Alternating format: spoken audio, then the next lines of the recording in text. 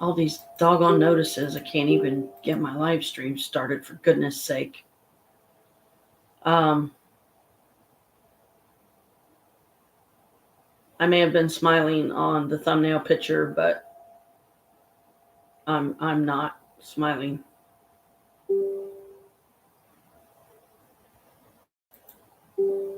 I am literally watching somebody die right before my eyes and not getting a big portion of his meds, so it's fucking him up. And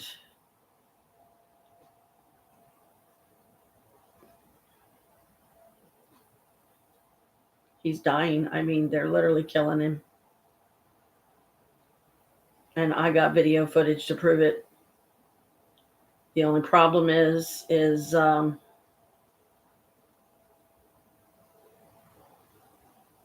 getting it uploaded onto here so you guys can see it, because I'm telling you now, I'm warning you now, it's gonna make you cry.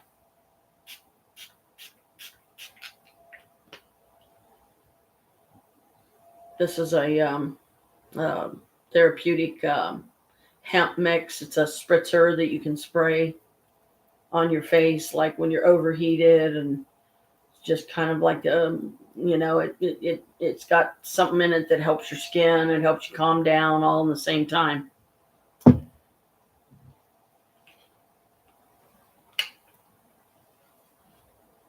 Five days ago,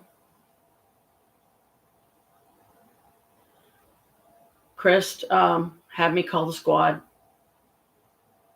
and they came and they took him to OSU East, where he is now, and it's the very place that I want to get him out of as soon as possible, because they are killing him.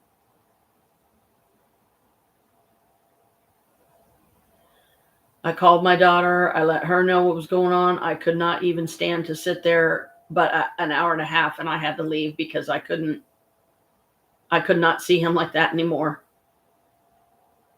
I've never seen him this bad, guys.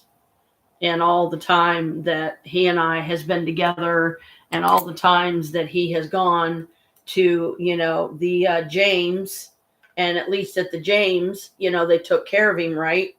At this place, I'm going to start calling it the hospital of death.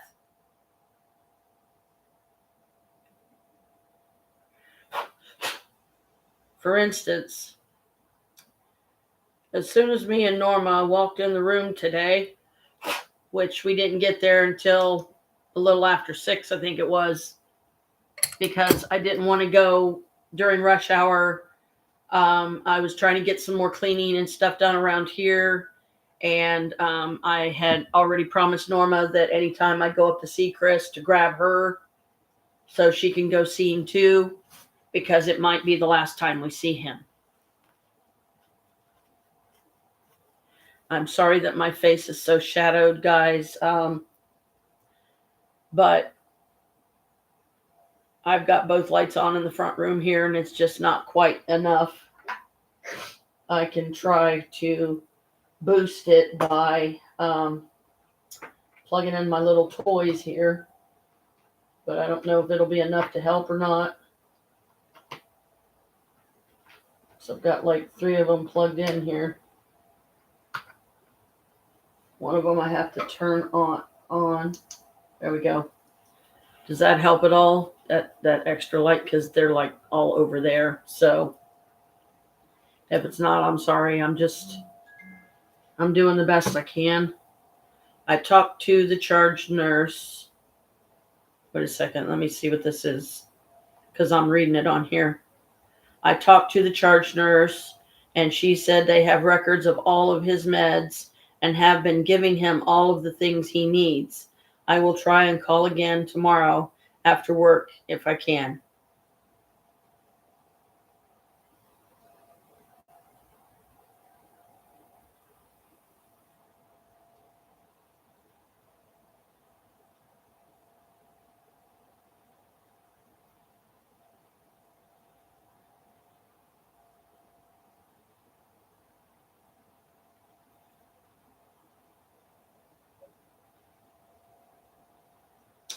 Alicia just texted me, and well, at least that's a bit of good news. She said the charge nurse said, which was probably the same nurse that was on taking care of him while we were up there,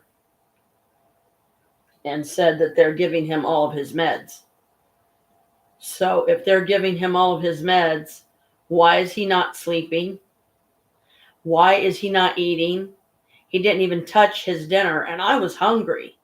Me and Norma were going to go down to the cafeteria, but we got there so late. I was more important. My instincts, my gut told me, no, go to the room now. You'll see why.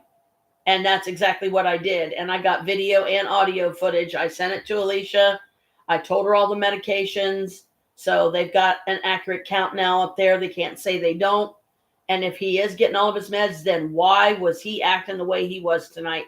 Because I have never, in my entire 18 years of being with this man, have I seen him that bad, guys. This shit is fucking scary. And I'm just trying to get through it as best I can, but I'm having a hard time. I'm ready to sue these bastards right now. I really am. Because something is seriously fucking wrong. He should not be acting like that if they're giving him all of his meds. He literally was acting like he had developed full-blown dementia overnight, guys.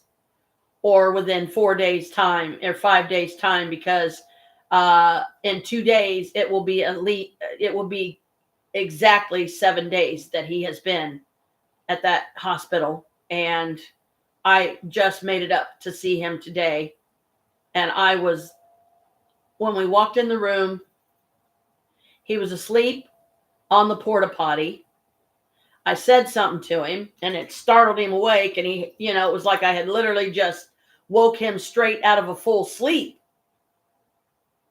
He kept going from the bed to the potty, to the bed to the potty. And he kept repeating himself over and over again. He kept asking me what time it was. He kept saying he didn't know if he was getting his meds.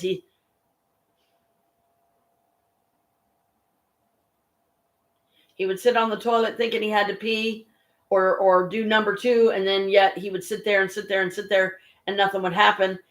He would be sitting up in the bed and he'd be going like this.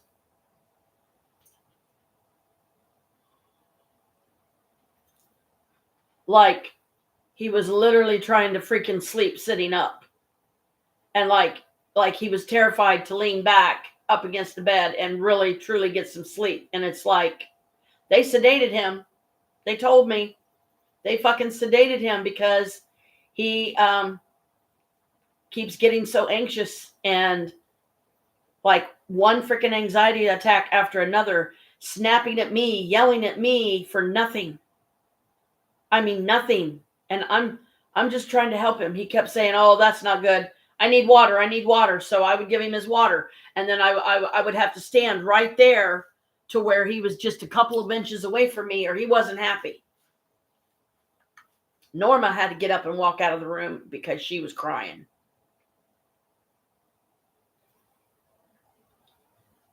They need to fucking get him out of there, and they need to get him over to one of the buildings at the James or something, because it might just be the very thing to fucking save his life. Because I'm doing all I can to do exactly that. I mean, and I got my daughter on it. She's got a list of all his medications now. She said that the charge nurse said that he's getting all of his meds. Then he should not be in that state. He should not be acting like that. And I've already had some fellow witch sisters tell me that there's a dark spirit that is doing these things to him because it's trying to take him out. Now, being a witch and being a crone myself, this is something you never want to be right about.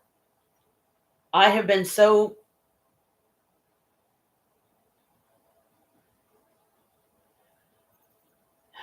Give me a minute. I have to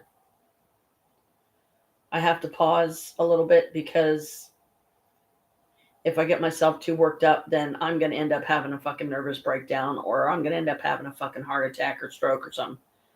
So I have to, every few minutes, I have to stop myself and just,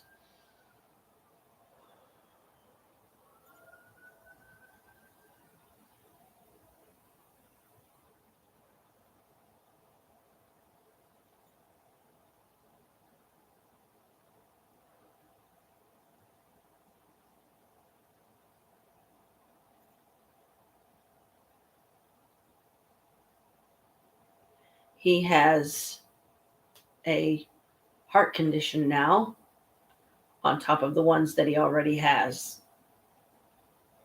And it's called pericardial effusion. I've mentioned it on here in a couple of my most past recent live streams, and all I could think to do was record as much of it as I could, make sure that it was hidden so that if any of the nurses walked in the door, they wouldn't see me filming him and proving their negligence, because somebody is not fucking doing something right, because one of these new meds that they put him on is supposed to help with anxiety. I did not, somewhere along the way I forgot that he has anxiety attacks. And I know what one feels like because I've had them before when they put me on, I think it was Abilify, that was supposed to help with anxiety attacks, help prevent them. It made me have them. Like, I would get this butterfly feeling in my stomach so badly that I would not even be able to fucking sleep at night. It was fucking horrible. So I got myself off of it like right away, and I was like, no, I don't need a fucking medication giving me a fucking symptom I don't have, giving me something like anxiety that I don't have. But then again, it took me a long fucking time to even finally admit and realize, after I researched it and read for myself, that's what it took to finally click in my brain that said, you're a hypochondriac. So I'm a hypochondriac. I have high blood pressure. I have weight problems. I have dizzy issues. I suffered a concussion. I was doing chiropractic for a while, adjustments and acupuncture, but I had to put all that on hold because now all of this going on with Chris. So I'm exhausting myself trying to do all this, trying to keep my head above water, and asking the spirits that please let Christy give me my $30. The sooner the better, because I really need it. And I don't know how long to wait before I should bring it up again if she hasn't given it to me by then. I don't want to strain the friendship. I don't want her to think that I'm nagging or, purposely doing it to agitate her. I'm not. I know she gets busy. I know she works a lot of weird hours. But I'm just going to tell her, Christy, I love you and I'll do nearly anything for you. But until I get that $30, I'm sorry, but please don't ask me to take you to your job at 5 o'clock, at 6 o'clock in the morning anymore, until you can pay me this $30, because I need it right now. I don't.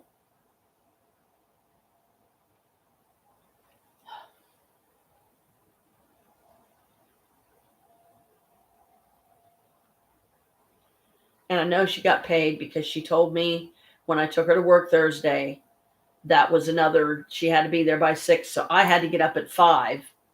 Okay. And with all the stress of everything going on with Chris, I was probably biting off more than I could chew, but I was hoping she was going to give me my $30, and thought she understood that each time I take her to her work at that time in the morning, she better be handing me $10 as soon as she gets in my car, or I'm not doing it, because every little bit helps right now. I need it.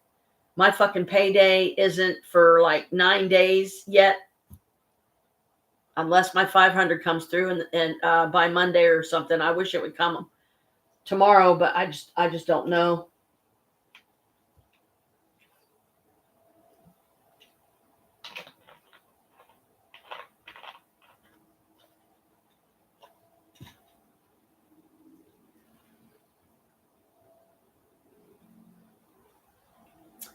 And so much for asking him for his food stamp card, which I meant to do while I was there, but I don't know what they did with his clothes. They probably had him in the closet that I was sitting up against, because those rooms are so fucking tiny there that me and Norma had to sit back by the door, and they could barely fit 2 chairs in there.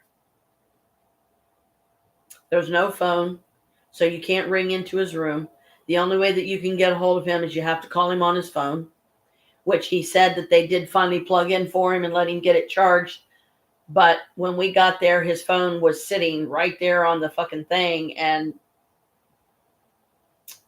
it didn't look plugged in to me. So I don't know if he would get a call if somebody did call, but at least I let Alicia know where he was so she could call. She got the med list to the nurse, and the nurse said, yeah, he's getting everything that he's supposed to be getting. Okay, then why is he acting like this? Why is he...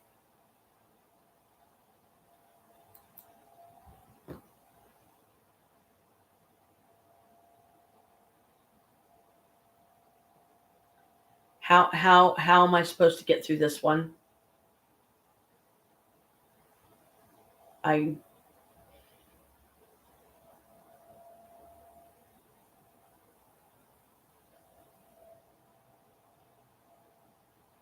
okay, everything's fine. He's okay, everything's fine. He's okay, everything's fine. Please help him get some sleep. If he really needs it, please help him get some sleep. And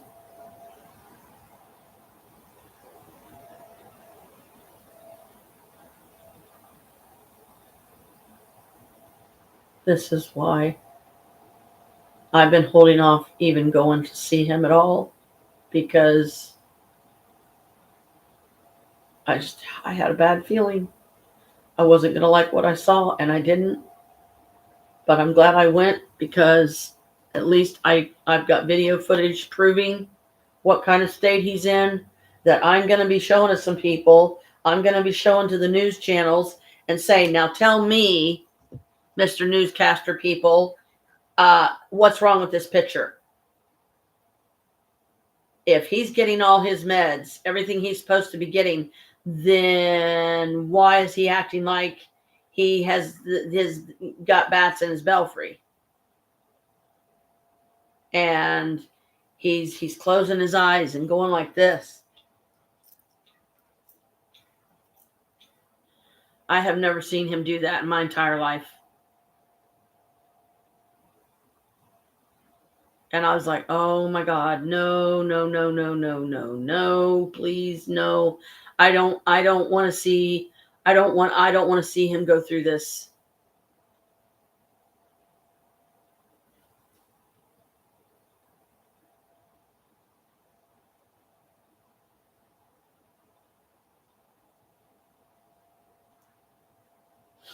I've got Hecate on it. I'm gonna try to do something positive. Day 20, heart magic. Gratitude is the memory of the heart. You might have figured out by now that with any magical practice of gratitude, the aim is always to feel it as much as you can. This is because when you increase the feeling of gratitude on the inside, the things you have to be grateful for in the outside world increase too. Eventually, after practicing gratitude for a long period of time, you will automatically feel it deeply in your heart.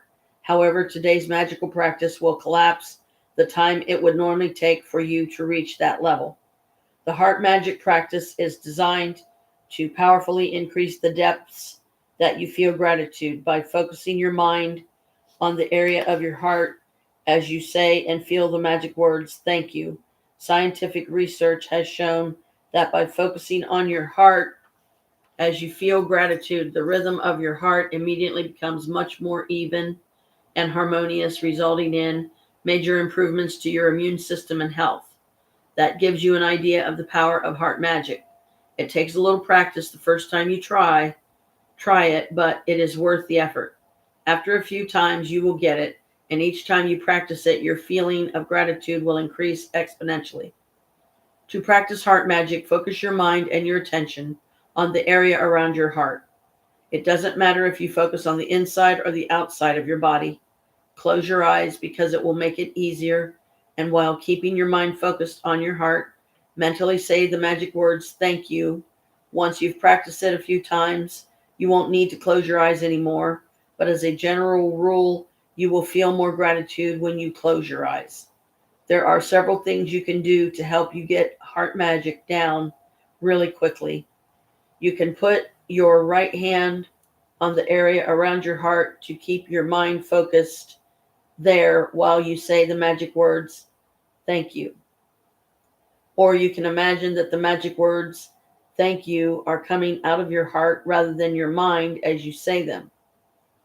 As part of today's magical practice, take your top 10 desire list and practice heart magic on each desire. Read each desire in your mind or out loud, and when you get to the end of reading each one, close your eyes, focus your mind on the area around your heart, keep your mind on your heart area, and say the magic words again. Thank you. Slowly again, you can use the tips I've given above if it helps you. After you have finished heart magic on each of your desires, you will have not only increased the depth of gratitude you are able to reach, you will also have dramatically increased your gratitude for your top desires. You can continue to practice heart magic on your desires regularly if you want to speed up the receiving of them. Or you can use heart magic anytime you say the magic words, thank you. Even just using heart magic a couple of times a day will have a big effect on your happiness and on the magic in your life. Once you have practiced heart magic a few times, you will feel a huge increase in the depth of your feeling. And with gratitude, it's all about the depth of the feeling, because the deeper the feeling, the greater the abundance you will receive. The initial physical signs that you've increased the depth of your feeling could be that you get a tingling feeling around your heart or feel a wave of joy rush through your body. Your eyes may fill with tears or you may get goosebumps, but without exception, you will begin to feel a depth of peace and happiness you've never felt before. Count your blessings, make a list of 10 blessings, write why you're grateful, reread your list, and at the end of each blessing, say thank you, thank you, thank you, and feel as grateful for that blessing as you can.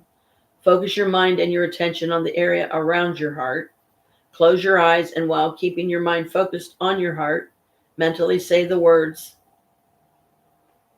Take your top 10 desire list and practice heart magic by reading each desire, then closing your eyes, focusing your mind on the area around your heart, and slowly saying, thank you again. Just before you go to sleep tonight, hold your magic rock in one hand and say the magic words, thank you, for the best thing that happened during the day. Now I'm going to go ahead and do at least another one because I feel like I've fallen behind again. And in light of most recent events, I would rather do a couple extra. It refocuses my mind on something positive. And you don't have to listen all the way through this time. You can always just shut this off and, only watch part of it and then, go back and watch the rest later. But like save it to a playlist or something. Magnificent outcomes. Day 21. You say grace before meals, all right? But I say grace before the concert and the opera, and grace before the play and pantomime, and grace before I open a book, and grace before sketching, painting, swimming, fencing, boxing, walking, playing, dancing, and grace before I dip the pen in the ink. We all want good outcomes to everything we do. In giving thanks before he performed an action, the writer Gilbert Keith Chesterton used the magic of gratitude to guarantee the outcome he wanted. You will have had times when you thought to yourself, I hope this goes well, or I hope this turns out okay, or I'm going to need a lot of luck.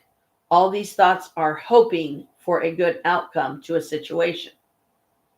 But life doesn't happen by chance or because of a stroke of luck. The laws of the universe operate mathematically to the finest possible degree. That is something you can count on. A pilot doesn't hope that the laws of physics will keep working during his flight because he knows the laws of physics will never fail. You don't go into your day and hope that the law of gravity will keep you on the ground so you don't float off into space. You know there's no chance at play and gravity's law will never fail. If you want magnificent outcomes to everything you do, yes, please, then you have to use the law that governs outcomes, the law of attraction. That means you have to use your thoughts and feelings to attract magnificent outcomes to you. And being grateful for magnificent outcomes is one of the simplest ways to do it. The magnificent outcomes practice is being grateful before you do something you want to go well. You could be grateful for the magnificent outcome to the work meeting, job interview, or exam. The magnificent outcome to the sports game, phone call, catch up with a friend, or seeing your mother-in-law. You could be grateful for the magnificent outcome to your exercise routine, your pet's vet appointment, or your medical or dental checkup. You could be grateful for the magnificent outcome when an electrician, plumber, or any tradesperson is addressing a problem in your home. The magnificent outcome to a family outing, conversation with your child about their behavior, or heart to heart with your partner. You could be grateful for the magnificent outcome to a purchase you will be making, such as a birthday gift, engagement ring, or wedding dress, or the magnificent outcome to choosing a new cell phone, new carpet, drapes, or renovation company. You can be grateful for the magnificent outcome for a reservation at a restaurant or great seats for a concert. The magnificent outcome to your daily mail, your daily emails, or your tax refund for the year. If it helps you to believe in the magical power of gratitude to create magnificent outcomes, you can wave your fingers through the air and imagine you're sprinkling magic dust over the event you want to turn out magnificently. This is sprinkling magic dust. Sprinkle, sprinkle. Another time to use gratitude for magnificent outcomes is when something unexpected happens during your day. When something unexpected happens, very often we can jump to conclusions and immediately think there's something wrong. For example, you arrive at work and are told that the boss wants to see you right away. The problem with jumping to conclusions and thinking there's something wrong is that the law of attraction says that what you think and feel, you will attract to you. So instead of jumping to conclusions and thinking you might be in trouble, take the opportunity to make the magic happen by being grateful for a magnificent outcome. If you miss your bus or train on your way to work, or miss a flight, or are unexpectedly delayed, instead of thinking this is bad, be grateful for the magnificent outcome so that you put the magic into motion to receive a magnificent outcome. If you're a parent and you're asked to attend an unexpected meeting at school about your child, instead of thinking there's a problem, be grateful for the magnificent outcome. If you receive an unexpected phone call, email, or letter, and the thought flashes into your mind, I wonder what's wrong, immediately be grateful for the magnificent outcome before you pick up the call or open the email or letter. Most of the time you will see and experience the magnificent outcome you asked for, and occasionally you won't even know how you benefited from an unexpected event. But when you ask for a magnificent outcome and feel sincerely grateful for it, you are using the mathematical law of attraction. And you must receive a magnificent outcome back somewhere at some time, guaranteed. Whenever you find yourself thinking there's chance at play with something in your life, or thinking you have no control over something, or when you find yourself hoping something will turn out well, remember that there's no chance for the law of attraction. You will get what you're thinking and feeling. Gratitude helps protect you from attracting what you don't want, bad outcomes, and it ensures you get what you do want, magnificent outcomes. When you are grateful for magnificent outcomes, you are using universal law and changing hopes and chance into faith and certainty. When gratitude becomes your way of life, you automatically go into everything you do with gratitude, knowing that the magic of gratitude will produce a magnificent outcome. The more you practice magnificent outcomes and make it a daily habit, the more magnificent outcomes you will attract into your life. Less and less you will find yourself in situations that you don't want to be in. You won't find yourself in the wrong place at the wrong time, and no matter what happens in your day, you will know with absolute certainty that the outcome will be magnificent. At the beginning of today, choose 3 separate situations where you would like magnificent outcomes. You can choose 3 things that are important to you in your life currently, such as a job interview coming up, an application for a loan, an exam, or a doctor's appointment. You can also start by selecting 3 things that are normally humdrum activities for you. Because when the magic happens to those humdrum activities, you will be really convinced that you attracted the magnificent outcome. For example, you could choose your drive to work, doing the ironing, going to the bank or post office, picking up the kids, paying the bills, or collecting the mail. Make a written list of the 3 situations you've chosen for magnificent outcomes. Use gratitude's magical power, and as you write each one, imagine that you're writing about each one after it has happened. Make a written list of the 3 situations you've chosen for magnificent outcomes. Use gratitude's magical power, and as you write each one, imagine that you're writing about each one after it has happened. Sorry, I reread that. Like I said, I'm tired. Thank you for the magnificent outcome to, and then you name what you want the magnificent outcome to be about. For the second step of this magical practice, you are going to choose 3 unexpected things that arise today and use the magical power of gratitude for their magnificent outcomes as well. You could do this practice before you take 3 phone calls, or before you open 3 emails, or 3 letters in the mail, before you do an unexpected errand, or anything else unexpected that comes up in the day. This part of the practice is not so much about what unexpected events you choose, as it is about you practicing gratitude for magnificent outcomes. On the little unexpected things, each time an unexpected event arises, close your eyes briefly if you can and mentally say and feel the magic words. Thank you for the magnificent outcome to, and then you write what you want to have a magnificent outcome. You can't do this magical practice too much, because the more you practice it, the more magnificent outcomes you will have in your life. As a matter of course, but practicing it today will get you into the idea of it. And in the future, if you ever find yourself in a situation where you're hoping for a good outcome or thinking you need luck, you will immediately turn to the magical power of gratitude and make magnificent outcomes a certainty in your life. Number 1, count your blessings. Make a list of 10 blessings. Write why you're grateful. Reread your list, and at the end of each blessing, say, thank you, thank you, thank you.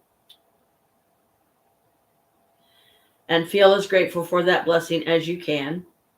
Number 2, at the beginning of the day, choose 3 things or situations that are important to you where you want magnificent outcomes. Number 3, list your 3 things and write each one as though you are writing after it has happened. Thank you for the magnificent outcome to Chris getting better, and the next time I talk to him and see him, he'll be fine. As you go through your day, choose 3 unexpected events that come up in your day where you can be grateful for a magnificent outcome. Each time, close your eyes and mentally say and feel, thank you for the magnificent outcome to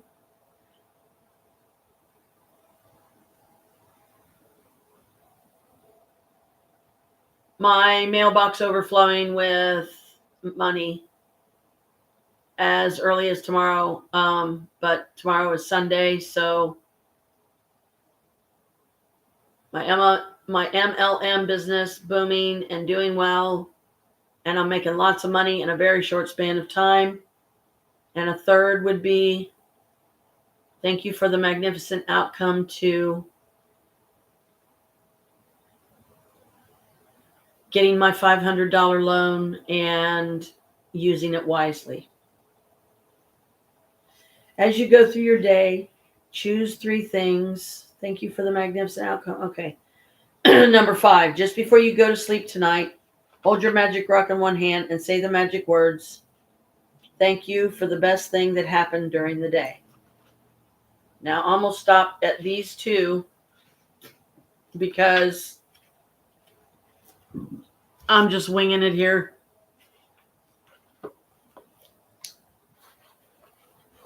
And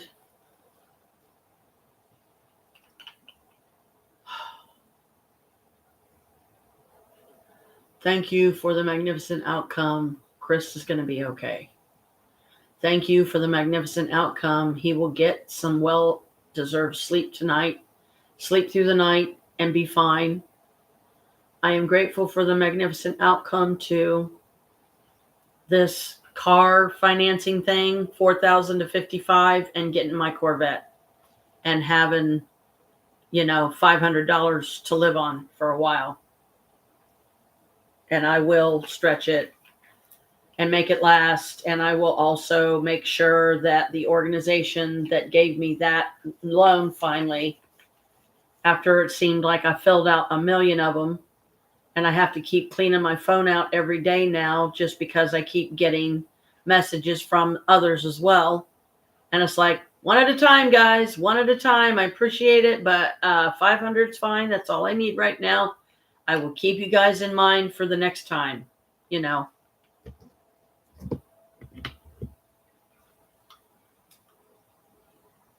Thank you for the magnificent outcome to the next time I talk to Chris. He will sound like himself.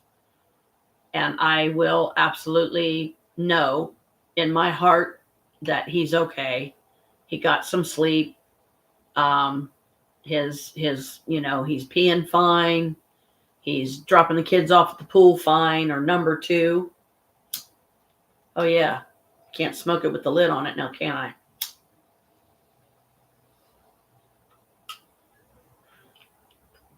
He's going to be okay. Everything's fine. He's going to be okay. Everything's fine. He's going to be okay. Everything's fine. Get him some sleep.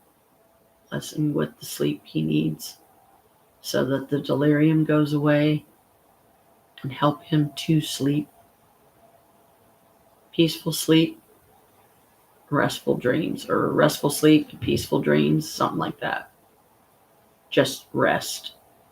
Actually get the sleep that I'm sure his body very much needs. And the reason why he was acting the way he was tonight is the effects of the sedation. But it was still just as frightening to witness. But I am grateful for the magnificent outcome to he's fine, everything's okay. He's fine, everything's okay. He's fine, everything's okay. He's gotten some good sleep. He will eat his breakfast in the morning and be able to feel up to calling me.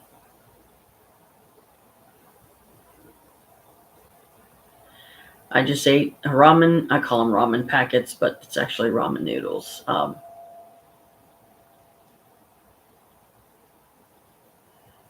I'm still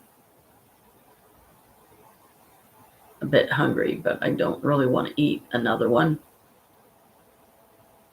because it's 10:30 and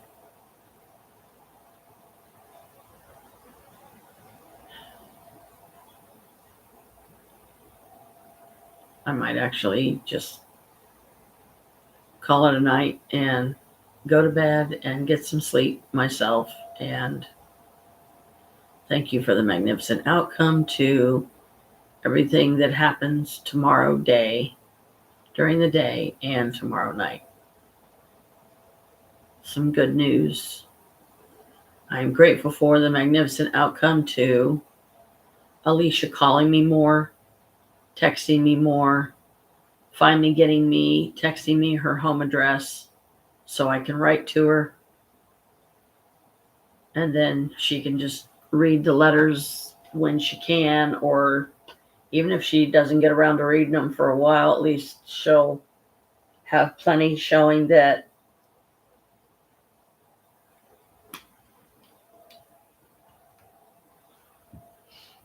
I am reaching out to her more. As always, like I did when she was at camp, I always try to keep my letters positive and loving and kind.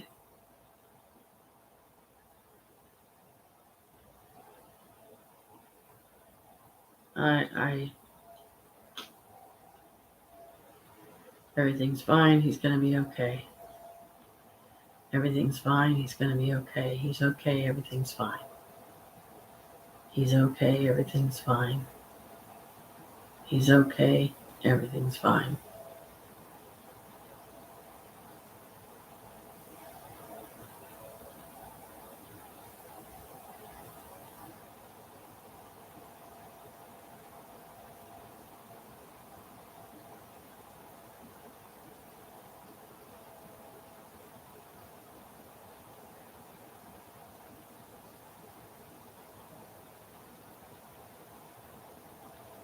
Okay. I was doing some, like the practice suggests, doing some mental affirmations that he's fine, everything's okay. He's fine, everything's okay.